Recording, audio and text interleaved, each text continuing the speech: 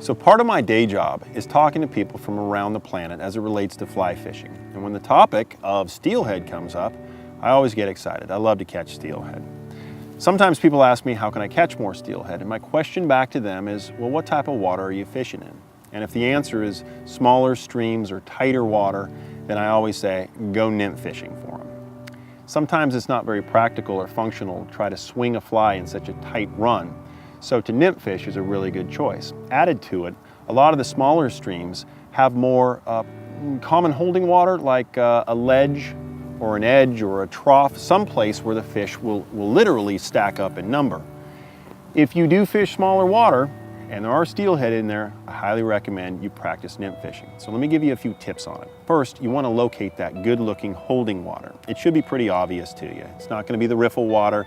It's going to be something with a little bit more depth and a little bit deeper color to it. That's where your fish are going to be. So then the next question is, well, how do you catch the fish?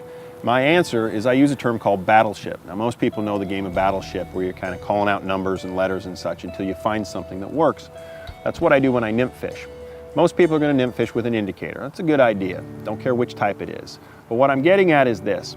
What you can control certainly is the fly or flies you put on. Most people have their own ideas what the best fly is. Just be aware you can control the size and the shade of the fly and the silhouette of the fly, whether it's bulky or thin. Do your best there. Figure out what's probably going to work best in your river.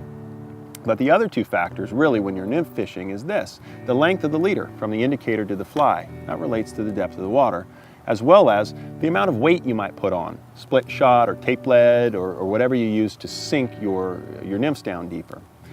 Start somewhere, even if you don't know what you're doing, and adjust though. If the water looks good and you're not hooking fish, maybe try a bit more weight, put it deeper. Eventually though, something's gonna work. You're gonna hook a fish. And when that happens, don't leave the run. On smaller streams, that's usually where the fish are stacked in. Chances are there's more behind the first fish. While you're doing this, the one thing you always want to concentrate on is getting a dead drift or a natural drift. And the best way to do that after you make your cast is really remember to adjust your fly line on the water. Just watch that indicator. If it's dragging, reposition the fly line. And what you'll then end up with is a nice smooth drift of your indicator, and that's going to represent a smooth drift of your flies down below, natural. Great, so you've caught some fish on the run, you move to the next run. Every run's a little bit different in speed and depth. Remember the game of battleship. Don't just use the same rig on the next hole. Go through the same process. Adjust leader length, fiddle with the weight as it relates to depth, maybe change a fly or two. Once you hook that first fish on that small steelhead stream, look for more in the same run. That's the tip for today. Happy fishing out there. Catch some steelhead.